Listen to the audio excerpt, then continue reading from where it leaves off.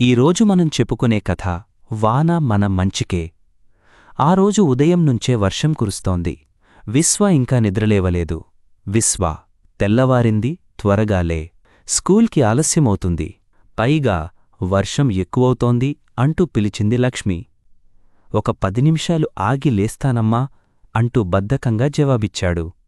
విశ్వ, పడుకుంటే ఎలా? లేచి త్వరగా తయారవ్వు. నాన్న, నిన్ను స్కూల్ దగ్గర దింపి ఆఫీస్కి వెళ్ళాలి కదా. మళ్ళీ అందామే. కాసేపటికి చిరాకు పడుతూ నిద్రలేచాడా అబ్బాయి.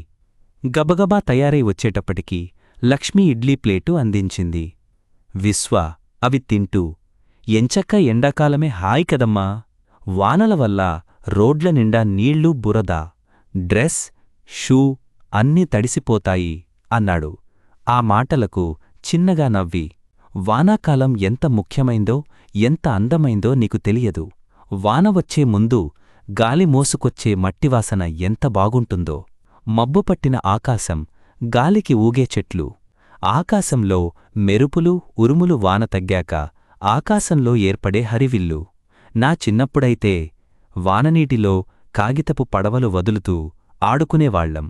అసలు వర్షం లేకపోతే మనకు తినడానికి ఆహారం ఎలా పండుతుంది అని వివరించింది లక్ష్మి.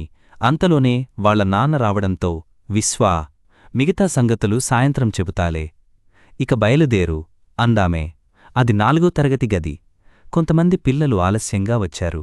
టీచర్, ఈ వానవల్లే రావడం ఆలస్యమైంది చిరాగ్గా అన్నాడు కశ్యప్. మిగతా విద్యార్థులు కూడా అవును టీచర్ అంటూ వంతపాడారు.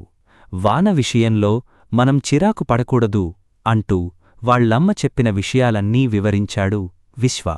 అది విని పిల్లలంతా భలే భలే, టీచర్ మీరు కూడా వాన గురించి చెప్పండి అని అడిగారు.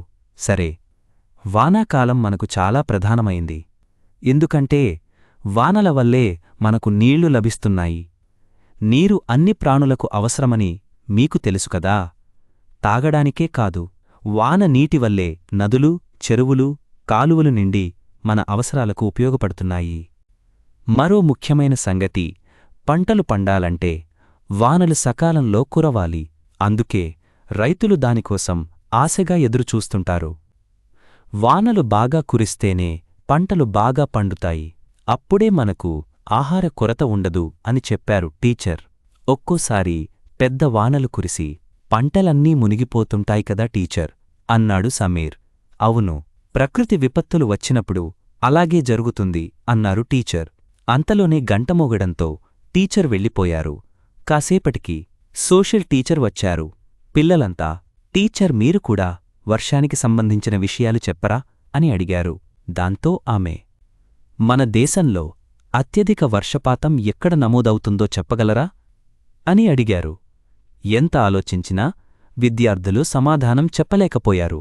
అప్పుడు సరే, నేనే చెబుతాలే అంటూ మేఘాలయ రాజధాని షిల్లాంగ్ దగ్గరలో ఉన్న మాసిన్రామ్. గతంలో ఈ రికార్డు చిరపుంజికి ఉండేది. 2 కూడా మేఘాలయలోనే ఉండడం విశేషం అని వివరించారు టీచర్. అలా ఆ రోజు తరగతులన్నీ వాన విషయాలతోనే గడిచాయి. ఇక చివరి పీరియడ్లో డ్రాయింగ్ టీచర్ వచ్చి, మీకు నచ్చిన బొమ్మ వేయండి అన్నారు. దాంతో విశ్వ ఆకాశంలో ఇంద్రధనుస్సు గీశాడు. కశ్యప్ రంగుల గొడుగు పట్టుకున్న పాపను గీశాడు. అంతలోనే బడిగంట మోగడంతో పిల్లలంతా ఇంటికి బయలుదేరారు. ఇంటికి వెళ్లగానే అమ్మకు తను వేసిన డ్రాయింగ్ చూపించాడు విశ్వ. కాళ్ళూ చేతులూ కడుక్కొని వచ్చి, నువ్వు చెప్పింది నిజమేనమ్మా? వర్షం మనకు చాలా విధాలుగా సహాయపడుతుంది. మా టీచర్ కూడా చెప్పారు అన్నాడు.